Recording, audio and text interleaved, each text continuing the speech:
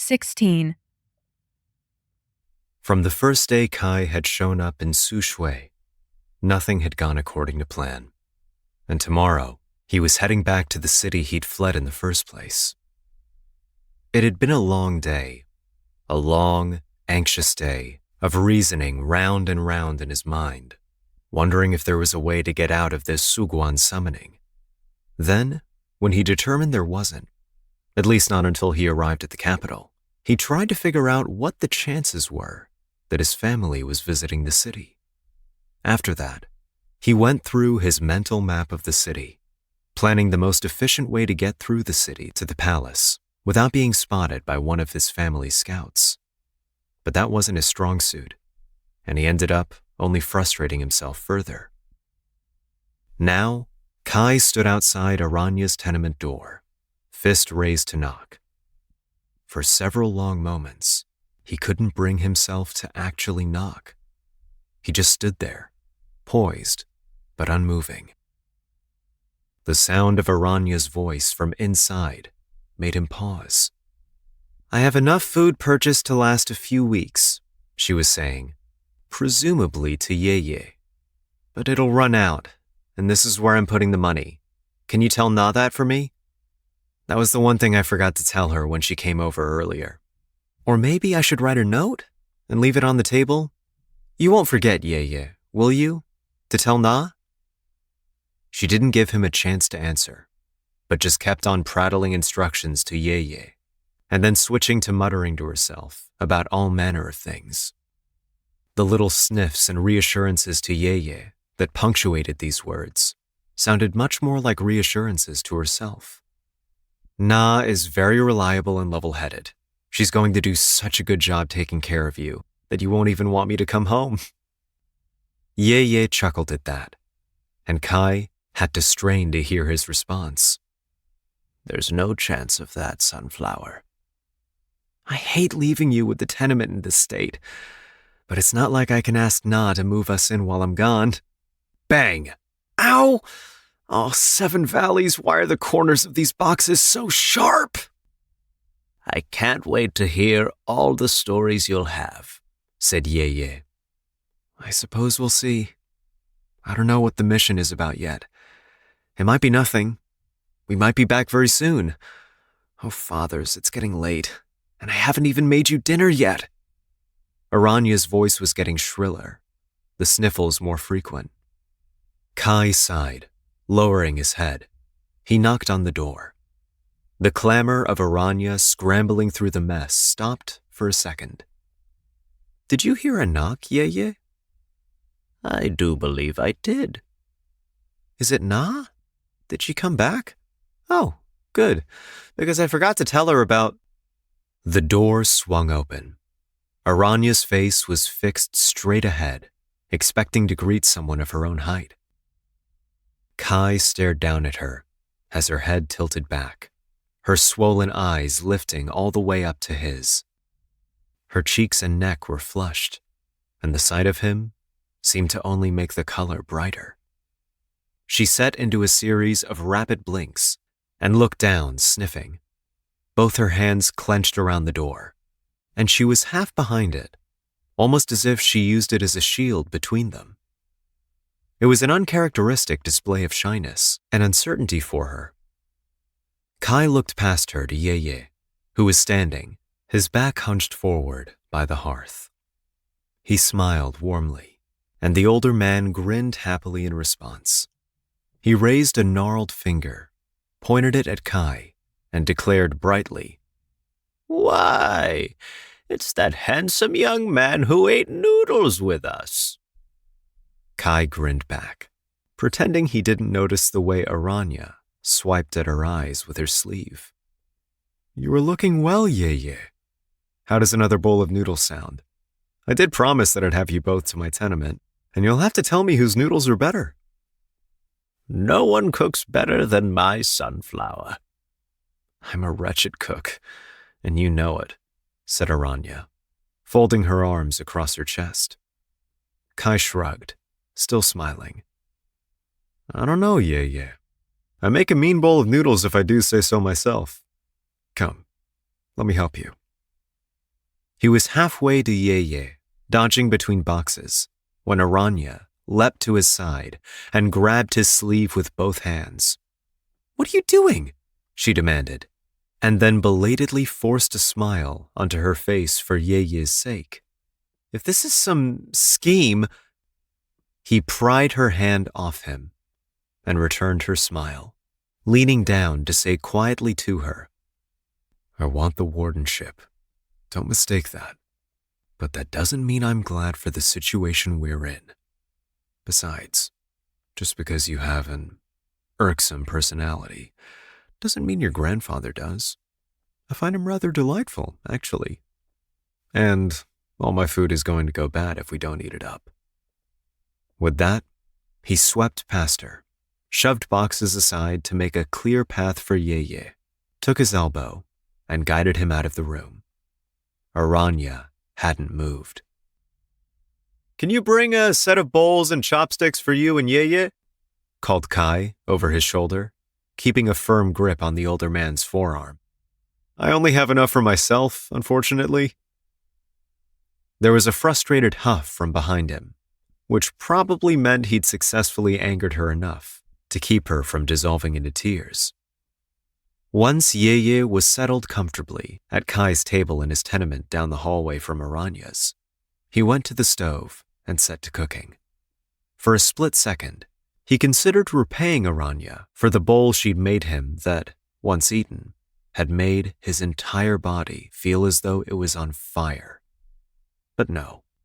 Today's revenge would be making her bowl so delicious that she would dream of it for months to come.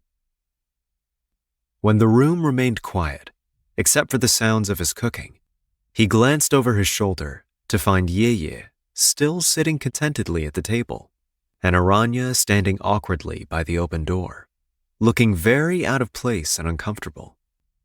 Her gaze traveled over the sparsely furnished room, and he couldn't help but wonder what she thought of what she saw. He turned back to his work, setting the water to boil as he continued chopping the vegetables. Her padding footsteps were slow as she approached him, and he turned to find her standing to his right, clasping her hands nervously in front of her. "Do you need help?" she asked. He side-eyed her, then brandished a green onion in her face.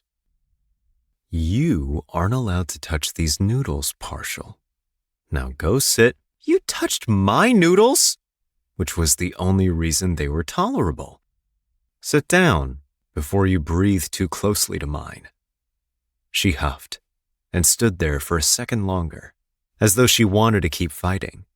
But then she gave in and went to sit cross-legged by Yayay.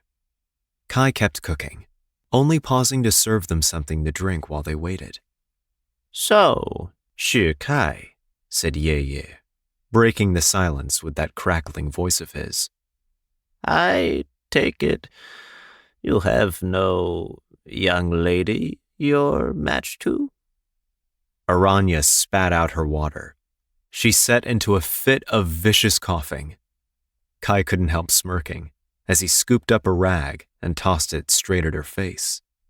Her watery eyes met his as she caught the rag, and just as quickly she looked away. "You all right?" asked Kai. She nodded, guzzling down the rest of her water and then wiping up the mess she'd made. Then she hissed at her grandcat. "Yeah, you can't ask questions like that." "Noodles incoming," said Kai, balancing the 3 bowls on his arm as he came toward the table and set one before each of them. Aranya ducked her head and mumbled her thanks, still avoiding his gaze. "Well, yeah, try them. I dare you to tell me these aren't the best noodles you've ever had." Yayay chuckled and lifted his bowl to slurp the broth. He let out a contented, "Ah," then set the bowl down and wound a noodle around his chopsticks. "Well?" asked Kai. Aranya said nothing, but she watched intently as Yayay took his first few bites. She and Kai waited as the older man swallowed, sighed, and set down his chopsticks, a smile on his face. "It's amazing, isn't it?" said Kai, a pleased grin spreading across his face and satisfaction blooming in his stomach. "It tastes the same," proclaimed Yayay. "Delicious." "It most certainly does not," replied Kai, aghast. Aranya burst out laughing and didn't stop until tears were leaking out of her eyes, and Yayay was hesitantly patting her shoulder, asking if she was all right. She nodded, wiping her eyes with her sleeve. Kai just stared at her, his gut sinking deeper and deeper. If Yayay hadn't been there, Kai might have been bold enough to stand up, walk around to her side of the table, and offer her a hug. He had a suspicion she would have turned her head into his chest without complaint and cried. But Yayay was here. So Kai took up his bowl of noodles and set to eating. After a few minutes, during which Aranya had wiped her eyes a dozen more times between guzzling down the broth in her bowl, she finally looked composed enough for Kai to say, "Well, what's Sunflower's verdict of the noodles?" She shot him a glare, and there was the spark that had been missing. Begrudgingly, she admitted, "They're very good." Kai raised his eyebrows at Yayay. "See, even Aranya agrees mine are better. I'm afraid you're outnumbered, Yayay." "That's not what I said." Kai's brows went higher. "You're going to claim your noodles are better than mine?" At that, she tucked her chin with a scowl and kept slurping up more noodles. Kai smirked again. "I thought so. To answer your question, Yayay, no, I'm not matched. I was, a couple of years ago, though." Aranya's head whipped up from her bowl. "You were? While you were at the academy?" "Indeed. My parents were intended for each other almost from birth. So they did something similar with me. I was destined to marry the purest bred Evanescer remotely near my age, which unfortunately meant she was 9 years younger than me. But I had no interest in that, so I didn't do it." "You went against your parents' match?" Aranya asked, mouth falling open. "The only person who could make me do anything was my father," said Kai, swallowing the bitterness crawling up his throat before he continued. "But he died a few months ago. So there's nothing my brother and mother can make me do, including whatever dragon-blasted arranged marriage they had for me." "I'm sorry about your father." "Don't be." Chopsticks clinked against bowls. "Why didn't you want it?" "I thought you were fine flirting with anything that walked on 2 legs, said Aranya. "Or is it the marriage part that was so unappealing?" Now it was Yayay's turn to cough and sputter. "Now, why ever would you say something like that? Please, take no offense from her, Kai." But Kai laughed at the absurdity of this situation, this conversation, at Aranya apologizing for Yayay only moments before he apologized for her, at the fact that neither of them actually knew almost anything about him. He propped his elbow on the table, set his chin on top of his fisted hand, and leaned closer to her. And for the first time tonight, her eyes were glued to his. "You do realize," he said, "that she is 11, right? She still plays with dolls between academy classes. I know most of us can't be as sweet and honorable as you." This was said with his most dazzling smile. "But even I have limits." If Yayay hadn't been listening, he would have said his wickedness had limits. But he opted not to freak out the grandfather and omit that particular word. "I like to keep a policy of withholding judgment when I don't have all the information," continued Kai, clinking his glass of water against Yayay's. She was staring at him, eyes narrowed, as if she did indeed see how his statement was both a lie and a rebuke. But then, Yayay made a contented noise in the back of his throat and began talking as if Aranya and Kai hadn't been in the middle of a conversation. Aranya had these dolls she absolutely loved as a child. Aranya's eyes widened, darting from Kai to Yayay. Panic flashed across her face. No, please, not this story again. Kai lifted a brow. Once, when we were leaving for the market, she was probably 4 years old. That was before her shapeshifting manifested, and she went off to the academy. We should probably go back now, said Aranya hurriedly, bouncing to her feet. Let me finish the story. I want to hear it, said Kai, leaning forward eagerly, steepling his fingers. She sat back down, pursed her lips. We were leaving for the market, said Yayay, and I said, Come on, little sunflower, it's time to go. And she kept insisting she wasn't ready yet. And finally, I relented and asked why she wasn't ready. She ran over to her 3 dolls propped up on her bed. They were corn husk dolls, you see, with button eyes. The most hideous things you've ever seen. And she went over to each one, kissed them all soundly, and then came running back over to me. Now I'm ready, Yayay, she said. Only then could we leave. Yayay chuckled fondly, hands splayed across his belly, as if it were the most hilarious thing ever. Kai smirked, glancing over at Aranya's pink-tinged cheeks, and said, How adorable. Oh, it was. She was the cutest child, with eyes much too large for her face. Now Aranya was glaring at Yayay, silently pleading with set eyes to stop talking. But Yayay only grinned wider. When those huge eyes welled up with tears, I just couldn't say no to anything she asked. At that, Aranya's mouth twisted. That is very true. You never said no to me. That explains a lot of things, said Kai dryly. What is that supposed to mean? Demanded Aranya, whipping her gaze up to his as he scooped up their empty bowls. With that puffy-eyed glare fixed on him, as much as he wanted to keep a straight face and cock an eyebrow, he couldn't help smiling down at her, genuinely smiling. Neither could he help the very slight bit of warmth in his chest when she quickly looked away. It's time to go, Yayay. We have lots to do before I leave tomorrow, and you need to get plenty of rest. Thank you for the food, Kai. He nodded once at her, and then turned to Yayay to say, Now listen, Yayay. This bowl of noodles was free. The next time you want more, it's going to cost you. Oh, how much?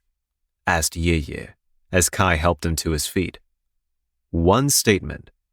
All you have to say is, Kai's food tastes better than Aranya's.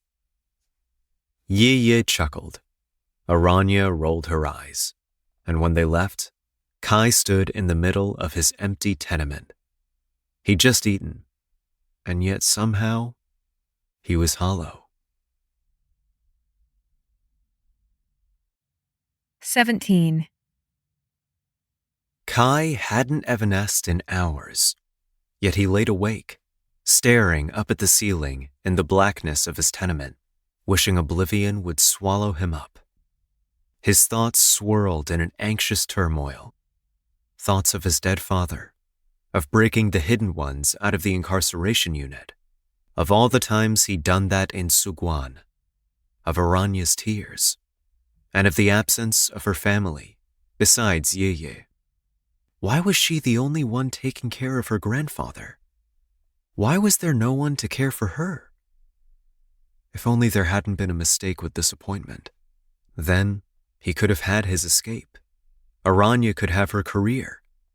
and they never would have run off together to solve the case of Lord Mung's kidnapped daughter. He rolled over, flinging his blankets to one side, letting the cool air wash over his body. It was too dragon-blasted hot during the summer. No wonder he couldn't fall asleep. And then, an image flashed before his mind's eye. Her face, up-tilted toward his, the shadows unable to hide the glimmer of her dark eyes. How warm and close she'd been. How... He was on his feet the next minute, stumbling on tired legs to the window. He shoved it open, standing there and breathing in the cool draft. Fathers, it was hot in here. Winter needed to come, as soon as possible.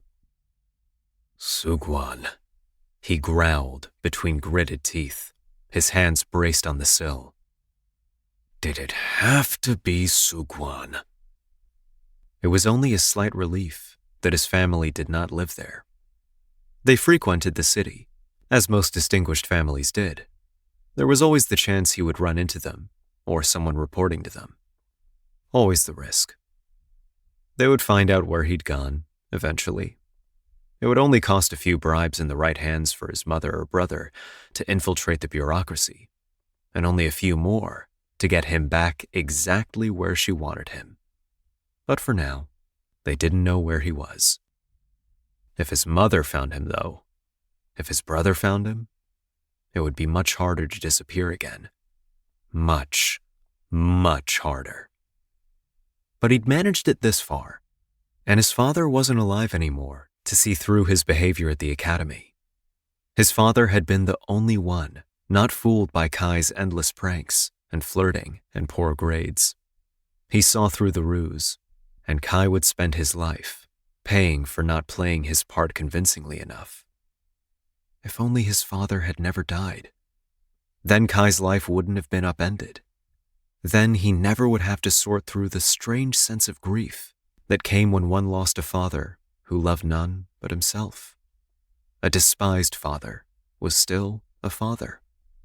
And when he died, the hope of his redemption died with him.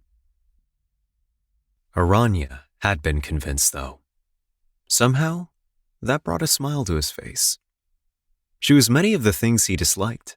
Rash, squirrely, so talkative, with far too much false confidence. But maybe he didn't dislike those things as much as he thought he did. He returned to his bed, flopped heavily onto it, rolled to his side, and tried to get his eyes to shut. They remained stubbornly open.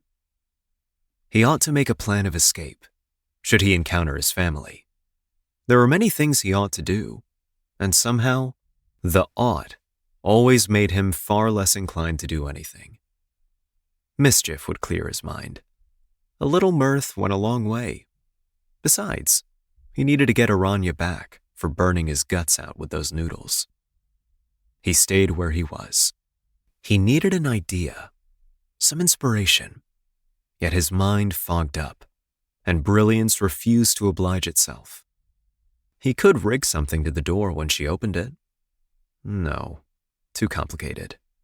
Fill her boots with dirt? Too many boot pranks. He was growing lax these days, opting for ease instead of genius. He needed something fresh and unexpected.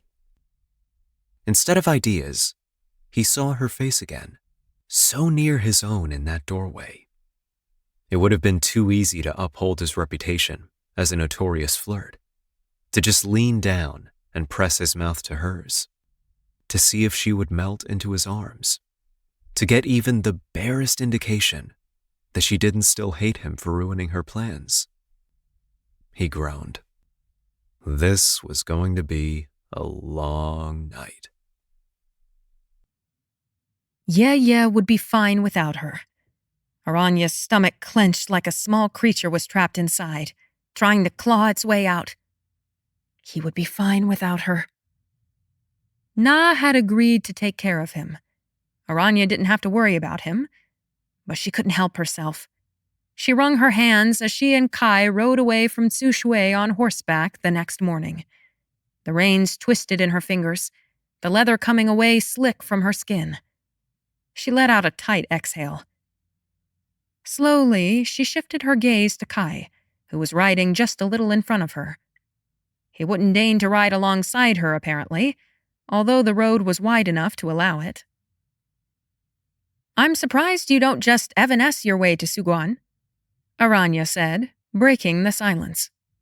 He barked a surprised laugh. "You flatter me," he said, still facing ahead instead of turning to glance at her. "Which I highly doubt was your intention." "So your evanescing has a distance limit too? Not just the insomnia?"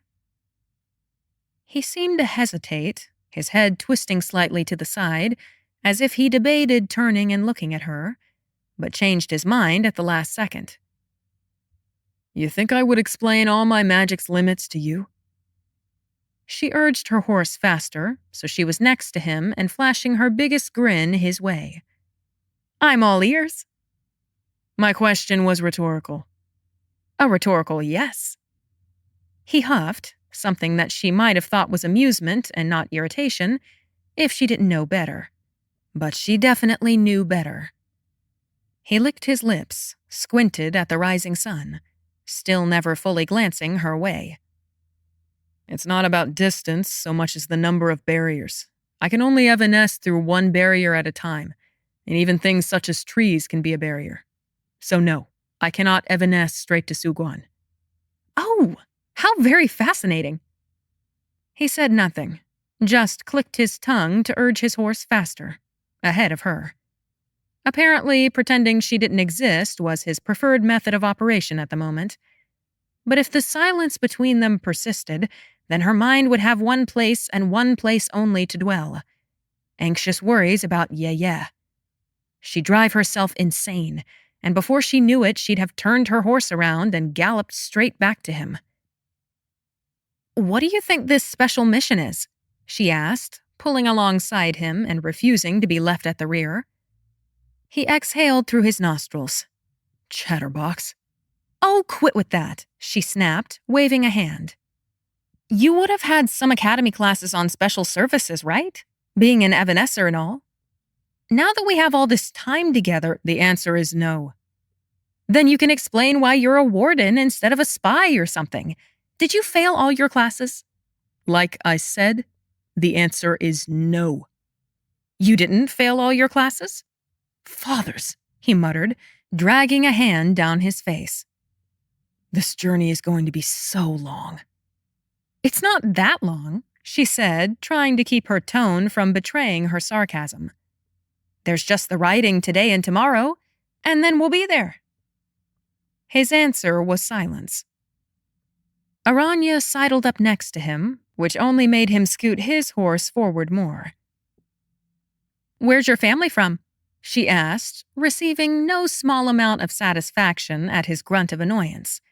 She'd only overheard that one cryptic conversation between him and Qigong, and now she had all this time with Kai.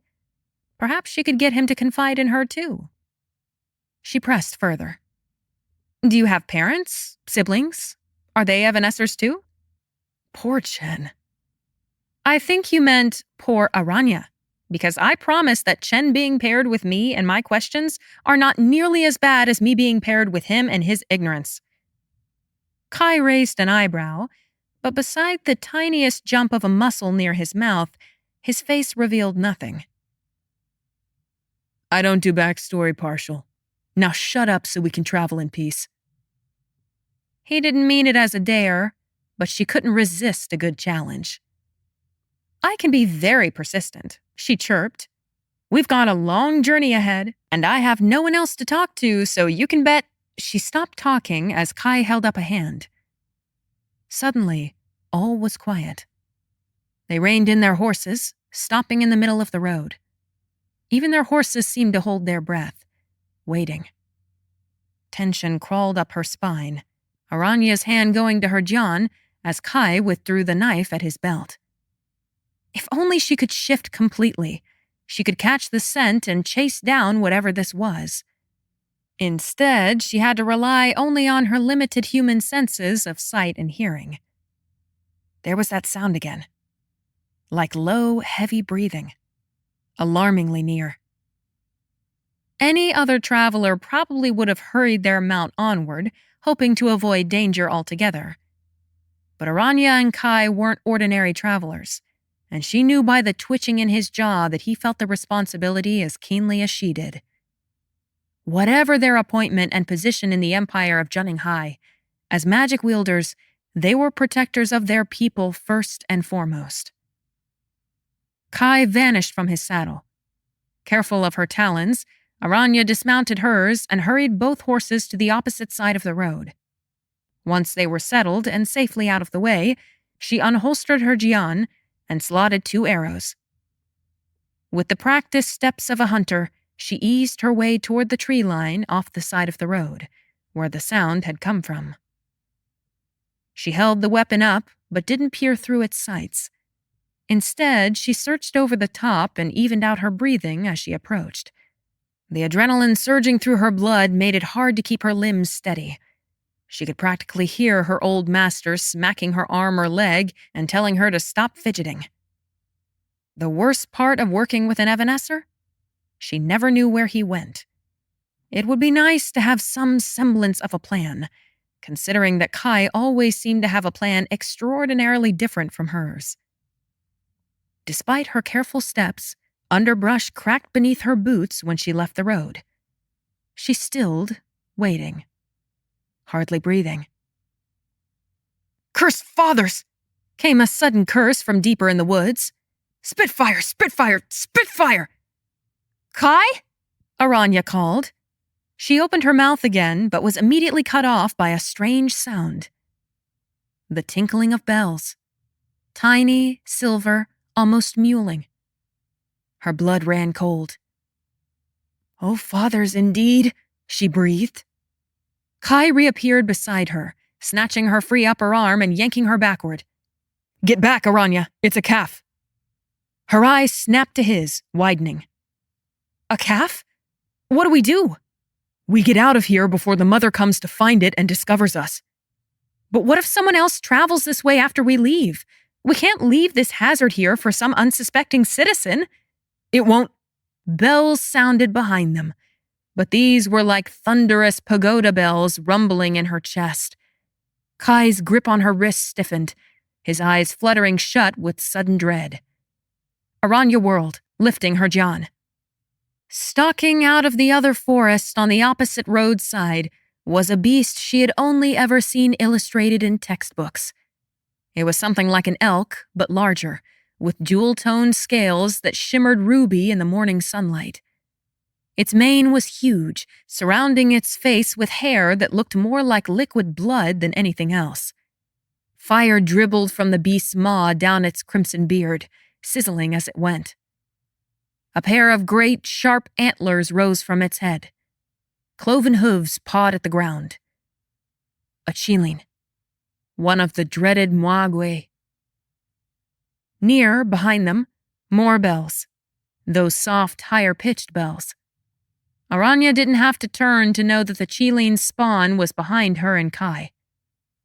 The Chileen reared back, shrieking an ear-splitting cry, and opened wide its fire-filled mouth. She didn't have time to think. She only had instinct. And her instinct made her rip her arm free of Kai's grip, raise her jian at the monster, and fire. The arrows went wide. She felt it the instant they released. Her aim was off, and their time was gone. The Chileen fire shot toward them. 18. Something gave a powerful shove on Aranya's shoulders, too surprising for her to stop her fall.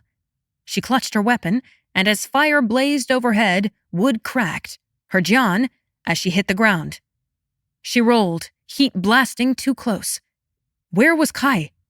She scrambled up, enough to look back. He had vanished. Her relief was short-lived. The Chileen screamed, rearing back on its hind legs, and charged. Aranya's mind sputtered, trying to think of what weapon she could use. But those sharp hooves and lethal antlers were coming straight toward her. She had little but her claws, and those were useless against a charging Chileen. She scrabbled for her jian, but her hand closed around splintered wood and a broken string. "Spitfire!" she growled, panic flooding her veins. She reached for the knife at her hip and yanked it out. A hand snatched her upper arm and hauled her out of the Chileen's attack with such force she was nearly flung face first into a tree trunk. "What happened to your sharpshooting skills?" Kai cried. "It was right there!" "I'm better at longer distances," she retorted, stumbling to her feet. "That's literally impossible." "No, it is not! Here, give me your jian." The Chileen pawed the ground, its bell-like, thunderous shriek mixing with the baby's mewling. Kai was already unholstering the weapon and tossing it to Aranya. She caught it out of the air and whipped 2 more arrows free from her quiver. "Don't you dare miss again! And don't kill me!" He shot toward her before vanishing. She loaded the arrows into the shooting contraption and lifted it toward the gleaming, ruby-red chest of the horrendous beast. Over the sights, her gaze met ebony eyes. Without her claws, she didn't feel the insatiable rage and instinct to kill. She took a deep breath, leveling her aim. Her arm shook traitorously. The Chileen charged. High-pitched bells pierced the air, the Chileen calf braying nearby. Anxious horse whinnies surrounded it. Oh, fathers, they're horses! If she missed this shot, she was dead. Though every muscle in her body urged her to stumble backward, to turn on her heel and run, she planted her legs wide and focused on the 2 deadly tips of her arrows. The Chileen lowered its antlers, and those knife-like tips came plunging toward her at breakneck speed. Now she couldn't hit its chest, and the beast's thick, coarse mane would make it harder to land a killing blow. Somehow, she had to shoot the back of its neck. It was only a matter of seconds before a dozen antler points impaled her. She readjusted her aim, hardly able to think around the roaring of blood in her mind, in her body. Turn, run, stay, fight, turn, run. Her instincts warred with her duty. Just as she was about to release the trigger, just before she was about to be gutted, Kai appeared on the Chileen's back, arching over its neck to grab hold of its antlers. Aranya shrieked, but her fingers were already pulling the trigger. Frantically, she flung her arm wide, and the arrows narrowly missed Kai's head. He hardly had time to send her a face full of outraged, widened eyes before the Chileen bucked and reared. His legs slipped from gripping the beast's midsection, and for a horrible second, he was nearly hanging from the antlers, nearly brought the beast down backward on him. But his leg wrapped around the Chileen's neck, dangerously close to its fire-dripping mouth, and he regained his precarious balance. The Chileen smashed itself down to all fours, and an oof escaped Kai. Aranya's fingers wouldn't obey her as she frantically tried to reload the jian. They fumbled, jumbled, and refused to close around the arrows, refused to slot them into place. In the end, she gave up after loading 1 arrow. Her academy masters had always warned her to not shoot a jian with only 1 arrow, something about it being calibrated to require both arrows for balance and aim. They said 1 arrow in a jian was unsteady and wild. Too bad. The Chileen swung its neck wildly, trying to break Kai's death grip and skewer him in the side with its antlers. Sweat drenched his face, contorted with strain, the veins popping out on his neck and forearms. "Shoot!" he cried. "Dragon blasted, shoot already!" She tried to take aim, but they were grappling so much, her target constantly moving, Kai constantly in the way. Every time she took aim, the Chileen would buck and Kai would suddenly be in her line of fire. Even worse, her loaded arrow was unpredictable. The monster gave a roar and, with a mighty twist, sent Kai flying. Aranya expected him to disappear midair, like usual. He flew too fast, too suddenly, and smashed hard into the ground on his back. He groaned. Aranya didn't have time to worry about him. All she could do was level her jian, exhale, and let her wild arrow fly. It hit. Not where she'd aimed, behind its shoulder where its heart was, and not where it would kill the beast. It hit on the front of the shoulder, near the base of its neck. Liquid gold blood bubbled from the wound. The Chileen shrieked. She was already loading another pair of arrows, her hands finally cooperating now. Suddenly, those ebony eyes met hers, glassy like a waterstone. She hesitated. The Chileen calf let out something like a whimper, its high-pitched cry squeaking and tinkling. The sound drew the attention of the mother. It lowered its head, elongated its neck, and bellowed at Aranya. No fire, just loud enough to make her stumble back several steps and brace herself. But the Chileen leapt to her baby's side and, with the arrow protruding, herded the calf into the forest. Aranya watched in disbelief as the Mwagwe limped away, hurrying and spitting fire as it went. She gripped 2 arrows in her hands. She should load them, chase after the Mwagwe, end them both. If she didn't, they could potentially kill people, other unsuspecting and potentially unequipped travelers. Yet she stared, her feet unwilling to move. Even injured, the Chileen moved with the elegant grace of a predator. Soon, the sunlight couldn't penetrate the depths of the woods where the Chileens vanished, and the last flash of ruby evaporated. Kai. Aranya holstered her jian, shoved her arrows into their quiver, and ran to where he lay on the other side of the road. Kai, she said, falling to her knees beside him. Are you all right? He groaned, his face pinched, but he was already rolling himself to one side, propping his weight up on one elbow. Through the mess of his hair, his eyes found hers. Took you only 1.5 million years to shoot the phoenix-scorched thing, he snapped. Another moan slipped past his lips, and he raked a hand through dark, loosening strands of hair. Maybe you would have been more motivated if I hadn't intervened on your behalf. Her anger sharpened, simmering beneath her skin. She should bite her tongue. Then why didn't you shoot it yourself? She snapped. Just evanesce close to it and blow its brains out. I can't always, because you're a better shot than me, all right, Partial? But keep missing and nearly blowing my brains out, and maybe I will shoot it myself next time. Her talons were out in a flash, but Kai snatched her wrist, glaring ice-cold daggers at her. Quit being such a shapeshifter. Control your dragon-eaten impulses to rip people's faces off. Aranya's jaw fell open. Everything inside her burning hotter, flaming. We've lost so much time, he growled, flinging aside her wrist and evanescing to his feet. Let's go before those beasts return. And give me my jian back.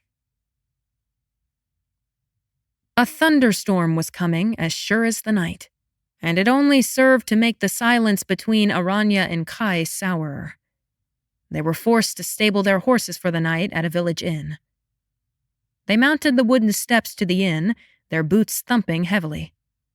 She kept casting sidelong glances at Kai, but he seemed too busy denying her existence. She opened the door and, with a little smirk, let it fall back into his face. He didn't react, just caught it before it bashed his nose and let it slam behind him. Almost immediately, smoke from the fogged tavern swept into her lungs and nearly made her give into a hacking fit there on the threshold. Fathers, she choked, waving a hand over her face to clear the air. Apparently, all the rabble in town gathered here to drink, smoke, and gamble. One sweep of the room, and she could already tell which ones would have given her the most trouble on the streets of Tsu Shui. There were women, too. It was early enough that the place hadn't gotten very wild, but one woman looked over when Aranya and Kai walked in. Something about her expression, the glint in her eyes, and the way they flicked past her and onto her handsome companion made Aranya's spine tingle. The thick of the crowd blocked the path to the back counter, where the innkeeper was busy taking orders from guests. Aranya straightened her shoulders and marched forward. Pardon me, she growled as she practically elbowed her way through, skirting around dishes of Baijio and handfuls of cards. "Move aside." She got about halfway through before a large, surly man's back blocked her path. She tapped on his shoulder. "Excuse me, please allow me to pass." He finally turned. She flashed a grin and repeated her request. He quickly misinterpreted her smile. The man raised both eyebrows, his own mouth curving up lopsidedly. "Hello, pretty." Aranya's smile was through gritted teeth.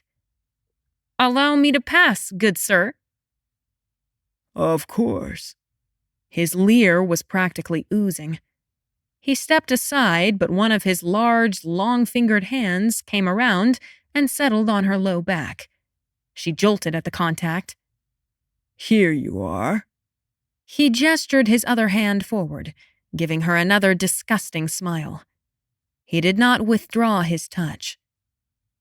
She restrained herself from demanding that he take his paws off her and managed to keep her claws in check. Instead, she strode past him and tried not to cringe as his hand lingered until the last instant. The moment it was gone, and she had broken free of the crowd, her hands tremored slightly. It wasn't that bad. There is no reason to make a fuss. But there was reason to snap at Kai, who sidled up beside her at the innkeeper's counter. "Thanks for having my back," she snarled. When she looked up at him, he wasn't paying attention to her at all. Naturally. His eyes were settled on something above them, on the far side of the room. He frowned. "What?" she asked, twisting her head to follow his gaze. There was nothing except all the milling, shouting people on the ground floor, and a few more climbing the stairs up to the rooms. Kai's gaze studied the hooded figures on the stairs. He watched until they disappeared. "What? Why do you have that look on your face?" For the first time in hours, his eyes deigned to fall upon hers. Only for a moment. But a moment was all she needed to see the troubled shadow that befell them. Then they returned to the now empty staircase. "Hello, how may I help you?" The innkeeper's voice chirped from behind the counter. His beard could not hide his warm smile. Aranya grinned back, her irritation melting away. "2 rooms, Kai said, already unlacing the second cord of their travel allowance from around his neck. It irked her to no end that Qigong refused to split the allowance between them, instead entrusting the entire amount to Kai. But since there was nothing she could do about it, she simply held her tongue.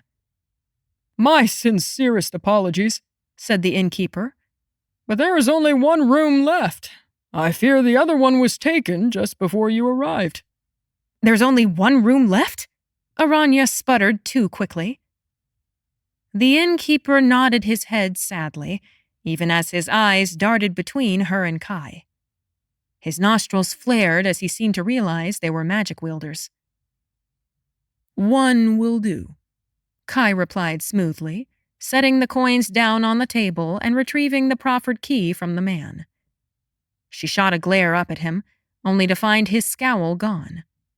Completely replaced by a spark in his eye he didn't bother to hide. His fist closed around the keys, and he glanced sideways at her. He shrugged. "I tried to get 2, he said innocently. She rolled her eyes and headed toward the staircase. This would be fine. It didn't have to be awkward so long as she didn't let his goading get to her. As long as she kept her wits about her, it wouldn't be that bad. After all, secret missions and whatnot probably didn't always come with ideal sleeping arrangements. She would likely have to get used to being in close quarters with male comrades. She just wished it wasn't Kai. The wooden floor sounded hollow beneath their footsteps as they climbed the stairs and walked down the hallway to their single room. That they would be sharing. Together. Kai slid the key into the lock, rattling it a few times before it finally gave. The door swung open before them.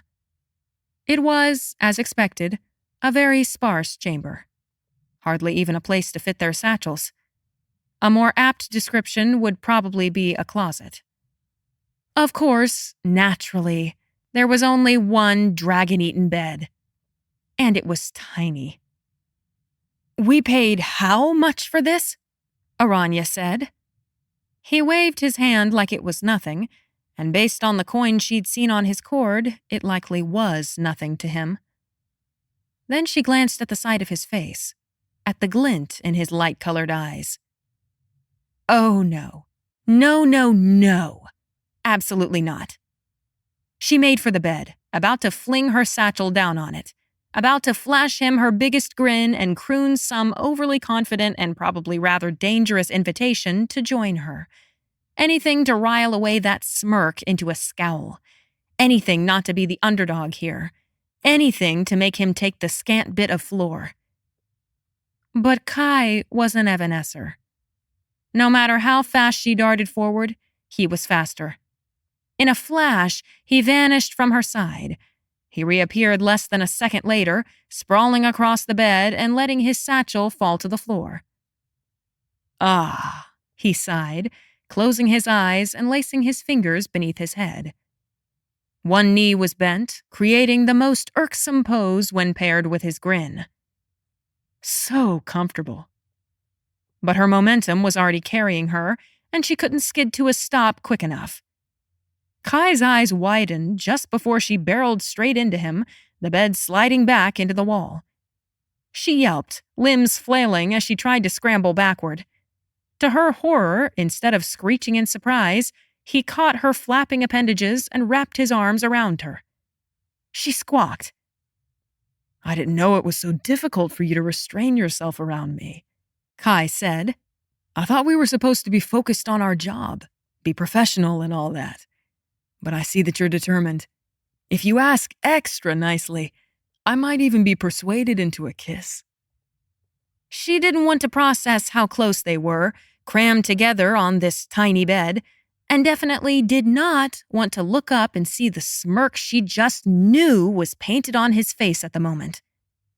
Shoving hard on his chest, she broke his hold on her and ended up tumbling off the bed and onto the hard floor. She landed with an oof, hands splayed flat on the wood plank flooring, glaring up at Kai leaning over the edge of the bed and grinning down at her. "I never would have thought inns like this would have such cozy beds," he said, then shifted onto his back, as if he were snuggling deeper into the hard surface. His head twisted to the side, and his eyes flickered open, fixing on hers with overflowing mirth. "And so small, too. You sure you don't want to join me, Partial?" Aranya didn't move a muscle. "Just think," he mumbled, closing his eyes again. "The possibilities for pranks are endless. But if you're in my arms, I promise I won't—" "Seven Valleys, Kai!" she cried, scrambling to her feet and storming to the window. Rain pattered against the foggy, darkened pane. "A little decorum, please? We're professionals." So much for keeping things not awkward. So much for her plan to make him squirm.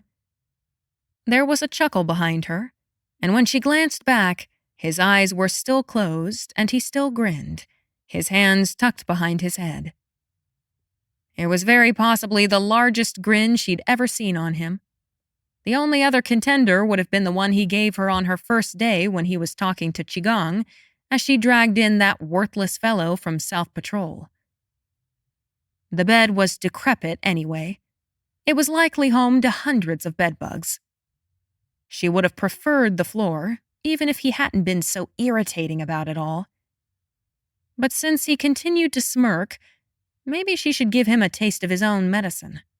Make him uncomfortable for a change. "Very well," she said, stepping away from the window and smiling what she hoped was a coy smile. "Scoot over." Kai's eyebrow arched even before his eyes opened. "I'm not sure there's enough room for your big man shoulders here." She would have cried out in protest, huffed, said a snarky, "I suppose we'll see," or perhaps barked an infuriated, "Will you stop it?" Maybe she would have done it all, as she tried not to curl her shoulders inward. But she never got the chance. Just at that moment, a loud smash sounded from down the hallway. Kai immediately sat up. Aranya flicked her hands into Talons and hurried to the door, but he pushed her aside. "Put your claws away," he snapped. "You don't even know what you're dealing with. I guarantee you it's those hooded figures we saw earlier." What could they be? Wielders, brigands, ruffians? He didn't answer, only shot a look to silence her as he swept up his broadsword, buckled it to his back, and opened the door. He peered down the hallway, and she stood on her tiptoes to see around his shoulders. Far down the length of darkness, one door swung listlessly on its hinges. Kai vanished. Aranya stumbled back, her breath hitching briefly. Recovering herself, she slipped quietly into the hallway. Her hand moved unconsciously to the knife at her belt, then her sling. She only allowed the brief sinking of her insides at the loss of her Jian. But if this were some sort of brawl, her claws would do better than any long-range weapon. The floorboards creaked under her weight, eliciting a wince from her. Nevertheless, she moved swiftly and came round to the door, pausing briefly against the wall. Withdrawing her knife and hefting the weight into her hand, readying herself to throw it if necessary, she darted around the corner. The room was empty, save for Kai. It was identical to their chamber. The only furniture in the small space was a tiny, low bed.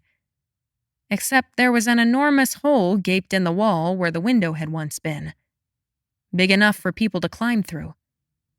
The edges smoked and sizzled in the rain. "Brigands," Aranya breathed, hurrying to where Kai stood staring out the window. Her eyes bugged at the sight and sounds below. A battle waged in the middle of the village square. Her mind spun, trying to catch up with the blows, the magic flying, the roaring.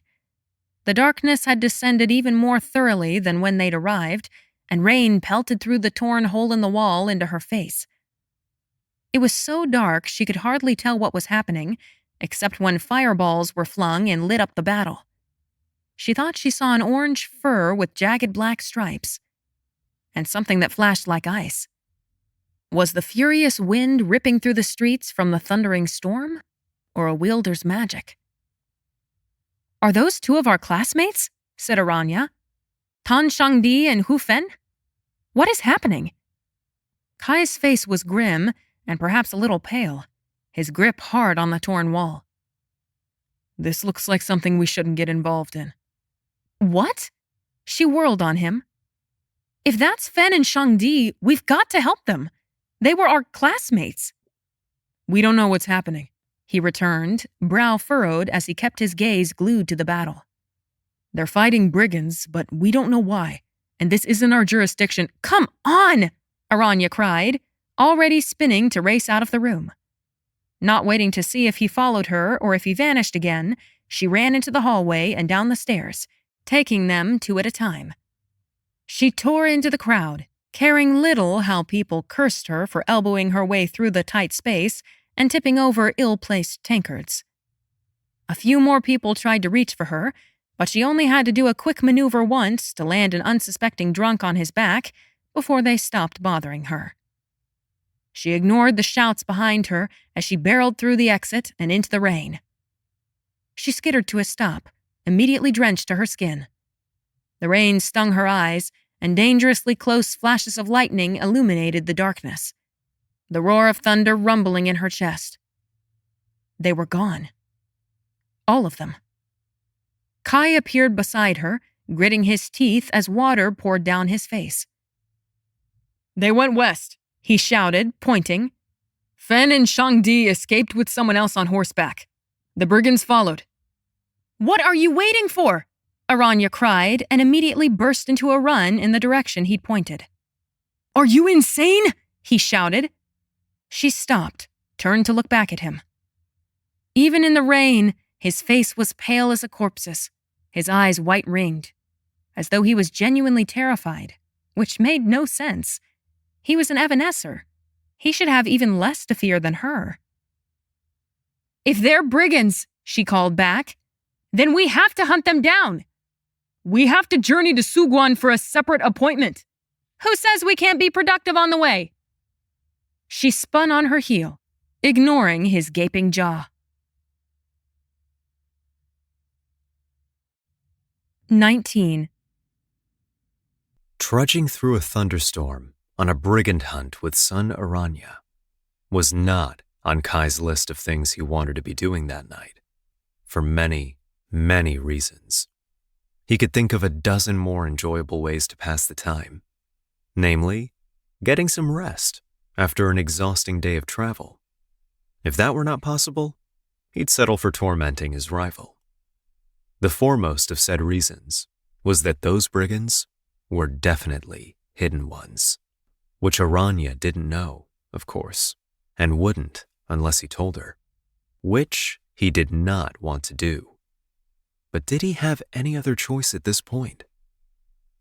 "Aranya," he said, in a last-ditch effort to stop her. "Those are hidden ones." She stopped, spinning around so fast that her braid slapped her neck. "What?" He drew a deep breath and succeeded in drawing more water than air into his mouth. For this short moment, he had her full attention, and her dark eyes were fixed on his. They seemed to shine brighter in the rain. "Those are hidden ones. They're too dangerous for us to pursue without direct orders." Her brow furrowed. "How do you know they're hidden ones?" The question he was dreading, but she continued. "And if they're so dangerous, then we shouldn't leave our classmates to battle them alone." Maybe he wouldn't have to answer that question. Maybe they could just move past. "How do you know?" she asked again. Staring down at her, at the rain plastering her hair to her head and face, at the stubborn set of her jaw, his hopes of evading her question were dashed to pieces. He swallowed, looking away. He couldn't bear to lie straight to her face. "I saw the tattoo on one of them." No, he'd recognized one of them. "Oh, that explains why you looked so panicked. Why didn't you mention it earlier?" He had looked panicked? Oh, fathers. Her emotional transparency was rubbing off on him. And how was he supposed to answer her next question? Rain dripped between his parted lips. Because we can't leave our fellow wielders to fight them alone," she said, turning to run again. Instinctively, he reached out and caught her hand, then blinked quickly to dispel the bolt of shock that raced up his arm at the contact. Focus. He had to keep her from going after them. Aranya glanced down at their hands, then back up at him, brow pinched. "What?" "We can't go after them," said Kai. Her jaw hardened. She ripped her hand from his grasp. "I'm not leaving them, Shi Kai. You can go back to the inn if you like, but I'm not leaving them to face brigands alone." Then she was off. Kai dragged a hand down his face. He couldn't get near the hidden ones. It had been risky enough with the siren and earth wielder back in Sushui. And he'd paid the price for letting them see him evanesce. Even now, they could still betray him, no matter how he'd help them. Ahead, Aranya skittered off in the direction their pursuit had disappeared, all determination and good intentions. She'd get herself killed going by herself, or lost, or she'd fall in the rain and break her ankle or something, and Kai wouldn't know where to find her. But one wrong move, one slip up with the brigands, and his cover would be blown. No doubt every single one of them had been informed of his disappearance and were on strict orders to report to his family the moment they saw him. And now, with this mission in Sugwon, it wasn't like he could ignore the summons and disappear again unless he wanted to be labeled a criminal for abandoning the Empire's sanctioned use of his magic. Maybe he should just let Aranya get blasted to bits by a fire-wielding hidden one, With a groan, he flexed his hand and followed after her. The rain was relentless, and despite being summer, it was cold. Wrapping his sodden cloak around him was useless, so he didn't bother. Instead, he tugged his hood low, folded his arms across his chest, and sullenly followed his rival out of town. "Can't you evanesce ahead or something?" she said, spinning to look back at him for the dozenth time. "So we can find them faster?" There would be no evanescing around hidden ones for him. "I'm not here to hunt brigands," he replied, and rain dripped into his mouth when he spoke. "I'm here to keep you out of trouble." "We can go back faster if we find them faster," she said, flashing a smile when he'd expected a glower. Did she think he was a mule to be led by a carrot on a stick? "I'll go back whenever I please," he said. Then, suddenly, he spied movement behind the tree line. His hand flew to his jian, even though he knew only Aranya could hit her target that far. She hadn't seen the movement, so she prattled on. "But if we can—" "Hush!"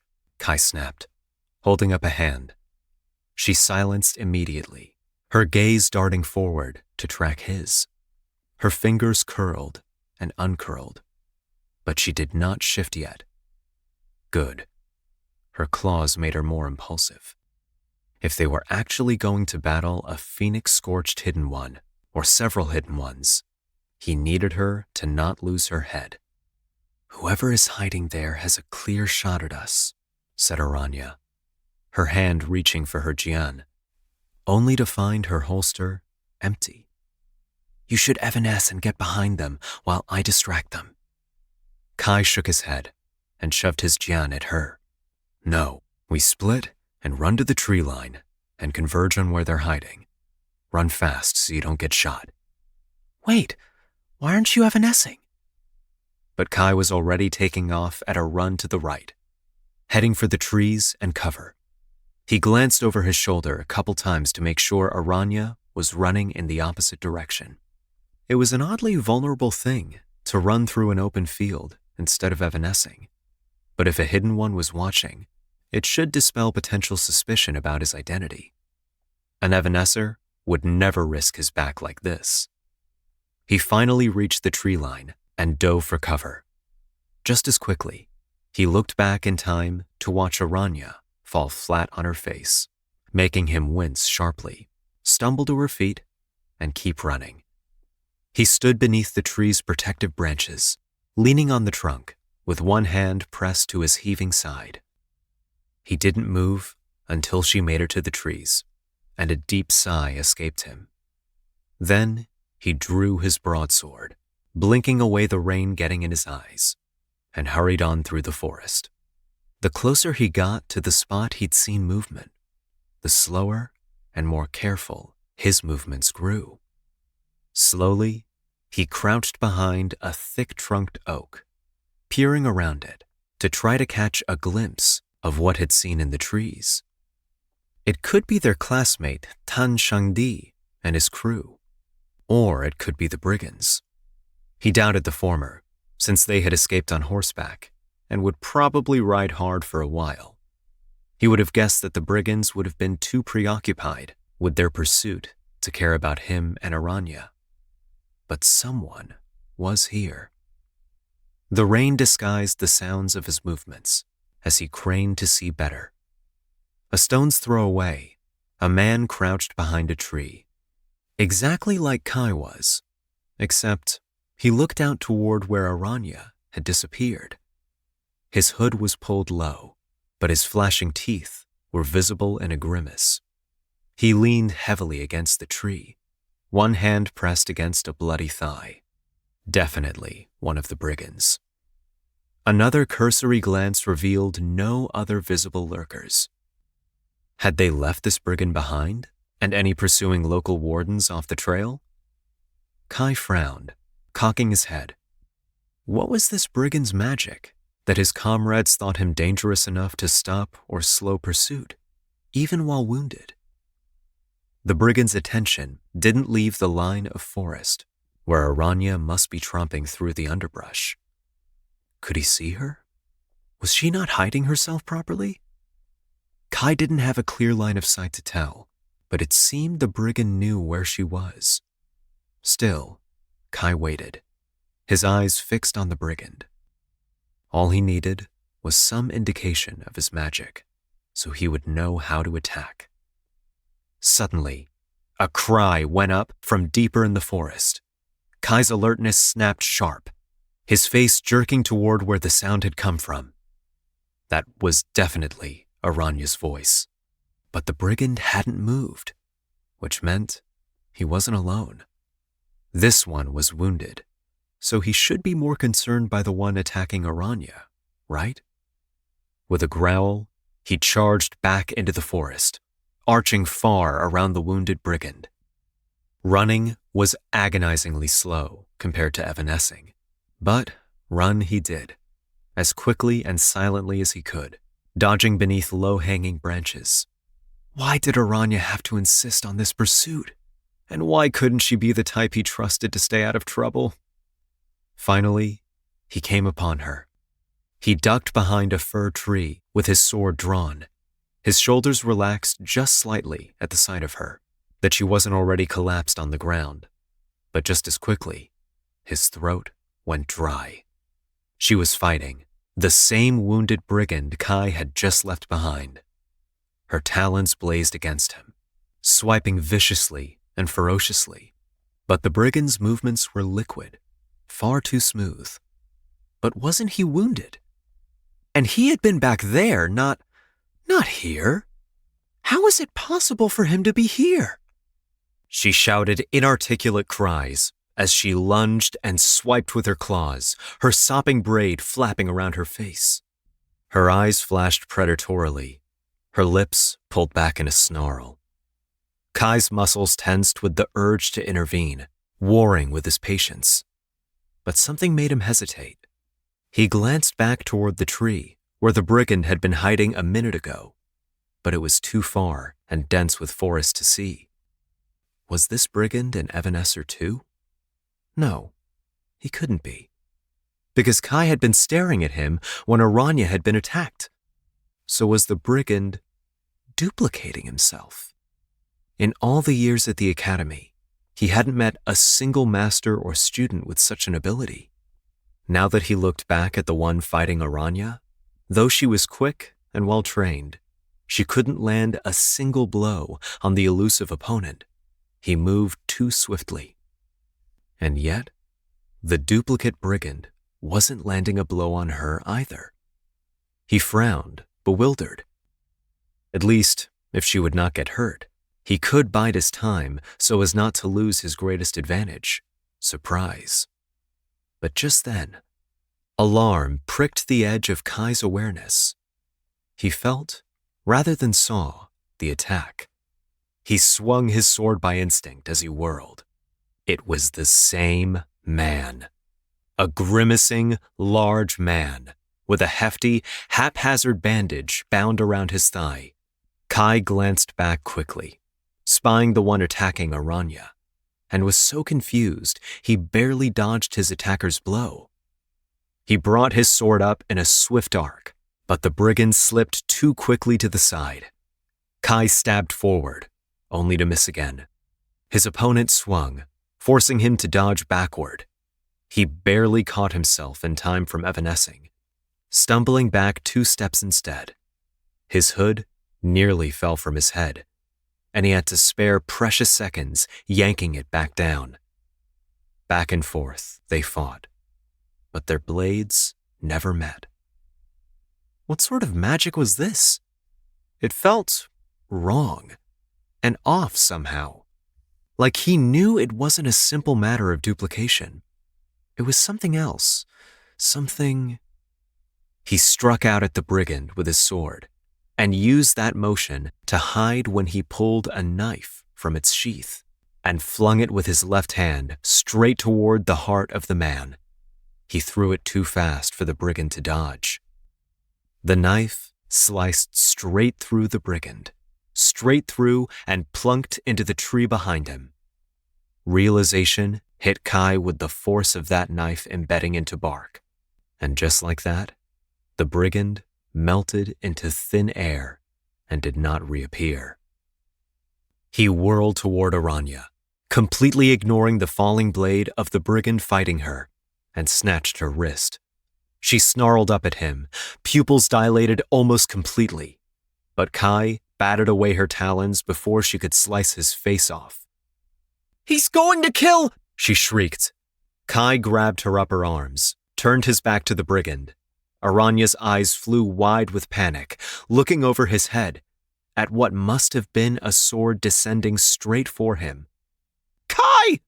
she screamed, trying to yank him to the side. At the last second, she squeezed her eyes shut and angled her face away. The blow never fell. Kai held her, unflinching.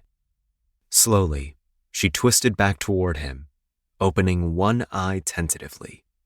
Then both her eyes opened, her body relaxing as her brow furrowed and her mouth dropped open.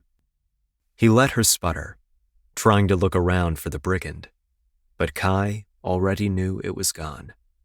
So he stood there, gripping her arms tightly so she couldn't run off, and waited until her gaze finally met his. Her pupils shrank, her talons disappearing into the smooth skin of her hands as questions raged in her face. The rain pelted them harder and harder until it was almost stinging. She shivered in his grip. "Evanescer?" she asked. "Illusionist," Kai said. Aranya's jaw slackened, understanding replacing bewilderment. "What?" "He was probably left behind to slow down any pursuit like us, which he succeeded in. We need to go after him, after the others. We're wasting time." He tightened his grip. She turned a glare up to him. "No, Aranya," he said firmly. "We can't keep chasing them." She opened her mouth to protest, but just then, mercifully, voices sounded nearby. Aranya jumped in surprise, and together they twisted to see several armed wielders approaching. The badges on their belts identified them as wardens. Aranya quickly shrugged out of Kai's grip, her face flushing bright red. He drew in a deep breath and pointed. "They went that way. There's an injured illusionist with them. Forgive our impudence for chasing them on your jurisdiction." "It's no matter," said one of the wardens, nodding. "We'll take it from here. Are either of you hurt?" Kai glanced at Aranya, but she shook her head. The warden thanked them, and then, when Aranya got that look in her eye, Kai took her by the elbow and all but dragged her out of the field back to the inn. "We should go along, just to make sure." "Not our jurisdiction. That didn't stop you earlier. I was trying to keep you from dying, Partial." "I hate it when you call me that." "Irrelevant to the discussion." "Even if it's not our jurisdiction, now we know that brigand was an illusionist, and those wardens don't know what he looks like." Kai didn't respond. He just kept marching through the downpour, wondering how in the 7 valleys it was so cold in the middle of summer. With their luck, they'd both be sick as death in the morning. "Why were our classmates here?" asked Aranya. "Shangdi received appointments in Suguan, didn't he? And didn't Fen get something up north?" Kai did not answer. He had never made it his business to know all of his classmates' appointments. "And if it was them, which I'm certain it was, then they're not working their appointments," she continued, frowning. "Maybe they're on some sort of secret mission too? What do you think? Maybe ours is connected to theirs?" Kai rolled his eyes and let her prattle on. They couldn't know anything about their mission until they arrived at Suguan, and there was no point in guessing. But he had to admit, the 2 wielders did look a lot like their former classmates, and though he wouldn't admit it to her, he figured she'd recognize Fen better than him. They were both shapeshifters after all. Fen was a powerful shifter, the best in their graduating class. Aranya couldn't dream of winning a battle against a full shapeshifter like Fen. He itched to get out of this horrid weather, out of these sopping clothes. Perhaps a little more loss of sleep would be worth the time he could save by evanescing to the inn. Yet he continued walking back with her. I wonder why those brigands were here. It almost seemed like they were the ones attacking Fen and Shangdi, and not the other way around them. Did you see the third person with them? It looked like a girl, but I didn't recognize her. Do you think she could have been one of our classmates? He yawned, earning a mouthful of rain. Finally, the inn was in sight. Maybe he could abandon her now that they were close. Fathers, that's going to be expensive to repair, she said. Kai glanced at her, then followed her gaze upward. There, in the inside on the second floor, was that huge hole blasted through what was once a window. He sighed. I just don't understand what happened with the brigands and our classmates. As she shouldn't. This wasn't their case or their problem, and they didn't have any of the information about the situation. Why didn't you evanesce? She asked suddenly. He barely kept his feet from halting. He cleared his throat, facing ahead, away from her. Because I wanted to be able to sleep tonight. It's been a long day, and we've got another long day tomorrow. She finally grew quiet, whether in awe of the destruction, or puzzling over theories in her head, or perhaps fantasizing about turning around and chasing down those hidden ones. Riddle me this, said Kai, when the silence lasted. Why would the only caretaker of a beloved family member recklessly risk her life when she was under no obligation to do so, and arguably was under obligation not to do so, knowing that if she died, there would be no one to take care of said family member? Aranya abruptly stopped walking. Kai glanced back at her, and something nodded strangely in his gut at how stunned she looked. He'd struck deeper than he'd realized. He stopped, turned around, and took several steps back to where she stood, until a mere foot separated them. Her lips were parted, her eyes rounded as she stared up at him.